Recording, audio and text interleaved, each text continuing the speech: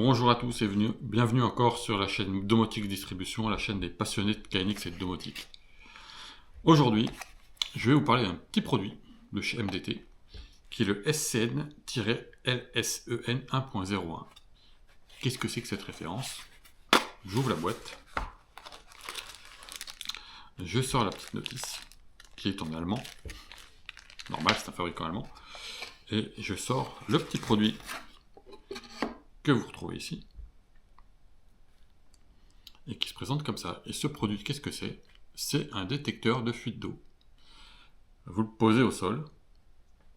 Vous avez ici le côté vers le plafond et vous avez le côté qui va en bas. Et vous remarquez qu'ici on a deux petits picots qui, s'il y a de l'eau, vont faire contact et vont vous envoyer un message sur le bus KNX via ce câble avec les deux fils, les fameux fils rouge et noir. Alors c'est du souple. Ça va être compliqué à mettre dans une borne Vago habituelle KNX parce que c'est souple et que c'est prévu pour du rigide. Donc il faudra faire une connexion autrement. Mais ça, c'est un produit que je vais installer au même titre que le reste dans mon installation plomberie où j'ai déjà le compteur, l'électrovan, et je vais rajouter ça. Comme ça, si jamais il y a une fuite d'eau qui est détectée, je pourrais couper l'électrovan, la fermer de manière à éviter qu'il y ait des pertes. Tout ça, ça sera fait en logique, il n'y a rien de particulier. On va voir dans le programme d'application ce qu'il en est, mais ça ne m'étonnerait pas que ce soit déjà prévu dans les alertes au niveau de l'applicatif de chez MDT, puisque c'est des applicatifs qui sont généralement bien fournis également. Donc voilà le produit tel qu'il se présente. Le petit capteur de fuite avec le câble KNX derrière qui va bien. Bon, c'est simple, mais ma foi, si c'est efficace, c'est l'essentiel. Donc je le remets dans la boîte, ça se présente comme ça. Vous avez dans le sachet, autre élément important, en dehors de la petite dock, bon, il n'y a pas sur la dock, c'est pas ça qui va vous montrer comment on câble les deux fils. Mais vous avez ce petit produit-là. Qu'est-ce que c'est? Alors, c'est pas un jeu pour enfants, c'est un aimant. Parce que sur le produit, il y a des problèmes d'étanchéité. Vous en doutez bien, parce que c'est un détecteur de fuite d'eau. Donc, il n'y a pas de bouton de programme il n'y a pas de bouton d'adressage physique dessus. Alors, vous avez un numéro de série, je crois. C'est même pas sûr. Je vois pas de numéro de série là. 05. C'est peut-être celui qui est là. Il faudra que je teste. Mais vous avez en tout cas, c'est marqué ici. Programme d'application. C'est comme sur leur station météo en fait, avec les petites coupelles pour mesurer le vent. Vous avez le prog ici. Il suffit en fait de venir passer l'aimant ici devant. Et en fait, il se met en mode programmation. Donc, ne cherchez pas de bouton de programmation sur ce produit. Il n'y en a pas. Ça se fait avec l'aimant. Donc, si vous perdez l'aimant, vous ne pouvez pas le faire. Il faut en trouver un autre. Mais voilà, je tenais à attirer votre attention là-dessus parce que c'est un mode de programmation qui existe et qu'on retrouve de temps en temps sur certains produits MDT et d'autres produits d'autres marques. Et c'est bien de le savoir, ça évite de chercher pendant des heures. Je vous retrouve pour la suite de la vidéo. Quand il sera branché à mon installation et pour vous montrer la suite avec le programme d'application et vous montrer comment ça se paramètre. A tout de suite.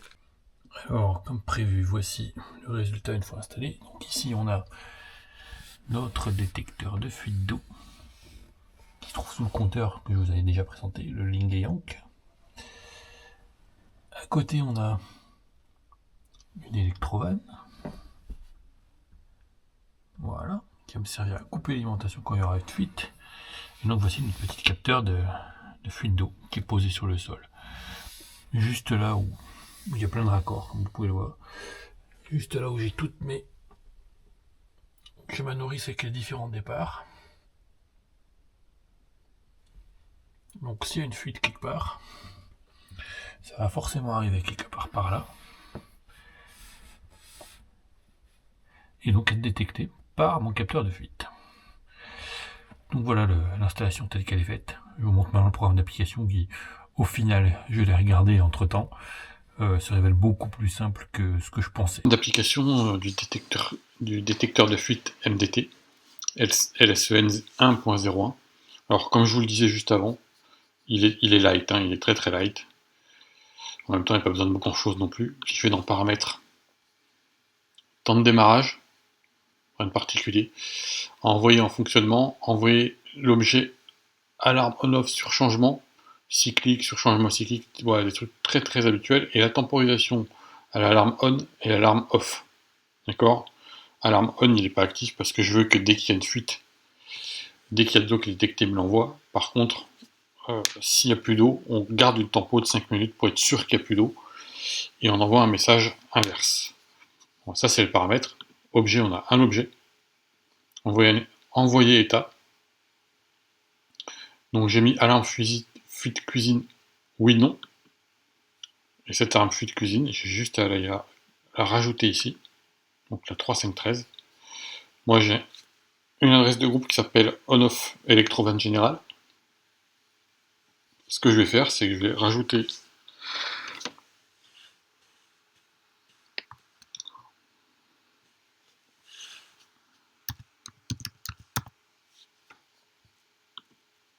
cette adresse-là, de cette manière. Quand mon capteur de fuite, on verra, transmettra une information comme quoi il y a une fuite, ça viendra fermer mon Electrovan général ici. Et comme ça, je limite les risques d'inondation. Voilà, c'est tout pour ce programme d'application. Donc, comme je vous disais, il est light, hein, mais bon, pour ce que ça permet de faire, ça suffit largement. Vous le retrouverez ça aussi sur le site, je vais vous mettre la description en vidéo, le lien en description, pardon. En attendant, abonnez-vous si ce n'est pas déjà fait, vous aurez toutes les vidéos qu'on va présenter dans la suite, semaine après semaine. Et en attendant la prochaine vidéo, je vous dis à très bientôt, bye bye.